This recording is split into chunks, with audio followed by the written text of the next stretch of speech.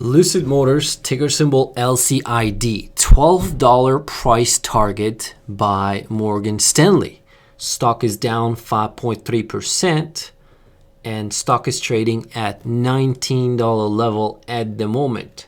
So should you wait the stock to go down to $12 to buy it at $12, or is this stock going to $12? So first of all, I need to disclose, right? I don't have any position. I don't remember when I traded the stock last time, and I'm not biased to the downside or to the upside. And second of all, I personally, as a trader, don't pay too much attention to what analysts are saying.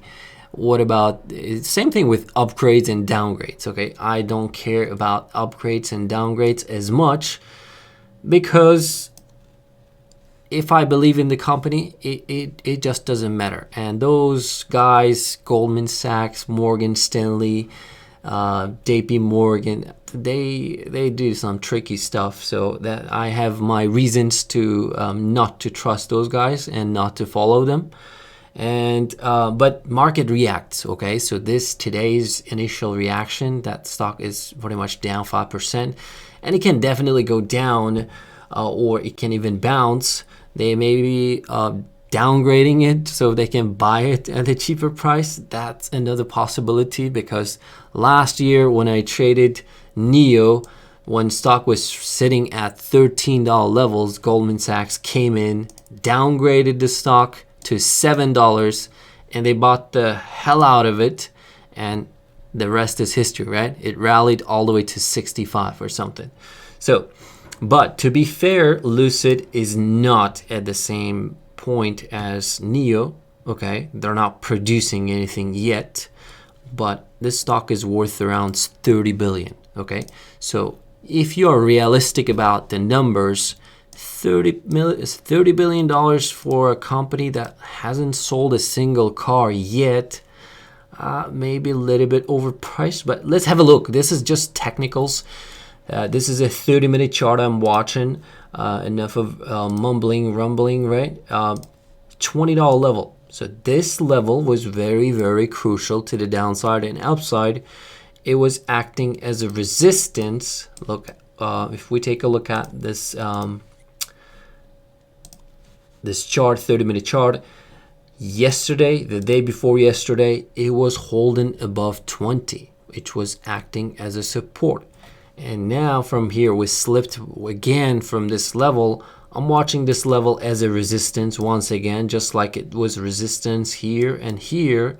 But to the upside, to the downside from here, if it slides more, this gray zone, we spoke about it a while ago when the stock was pretty much slipping back to these levels, that I would watch this level, this zone, as a demand zone, so pretty much support zone, which is somewhere here 1750 and 1850-ish levels, 1820-ish levels. So this zone I'm going to be watching as a support, and at the moment there's no argument. Yes, we have for the past 2 months have been downtrending, but if we take a look at the monthly chart, let's bring up monthly chart.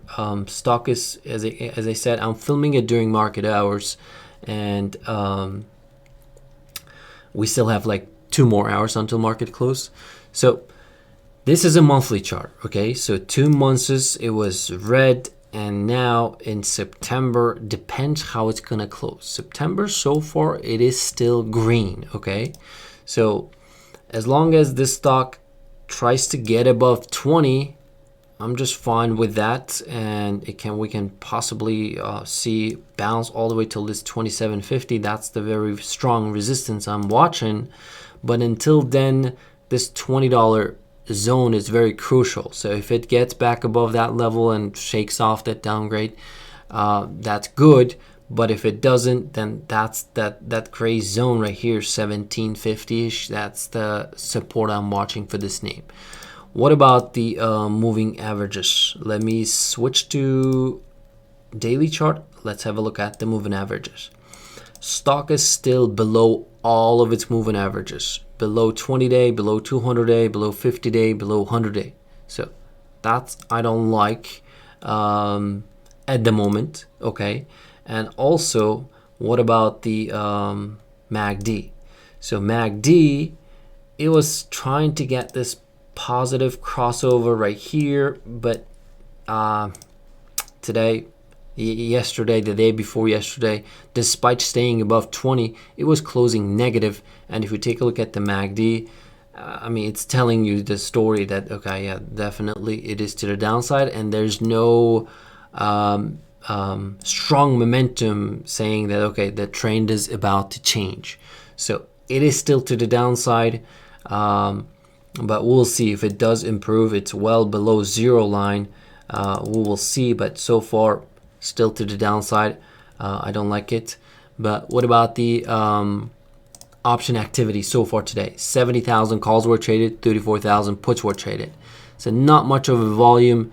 Another thing I would look at here is option maximum pain.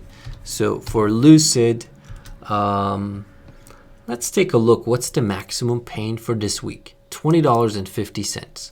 So if this OPEX closes at these levels, a lot of put buyers and call buyers would lose money. So it looks like highest call and highest put, that $20 level.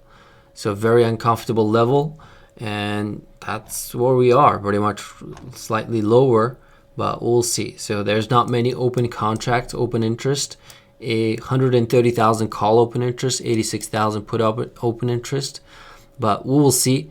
What about the short interest? I want to take a look at what's the outstanding shorts here, and pretty much from there, that would be the wrap. So 20% short float, okay? So if this stock stays above 20, tries to get back above that 20, we might see squeeze all the way till 22 with that many percentage of the float being short. But we'll see. There's nothing at the moment telling that, okay, the short's in a panic mode, because volume is not really big. So it's still, well, actually it could be a good sign for people who are bullish, because it's not selling off with a big volume. So that's a good sign, okay? But let's see. Those are the levels I'm watching from here. I hope it was entertaining. Don't forget to like, subscribe. I will see you in the next update for Lucid Motors. Take care. Peace.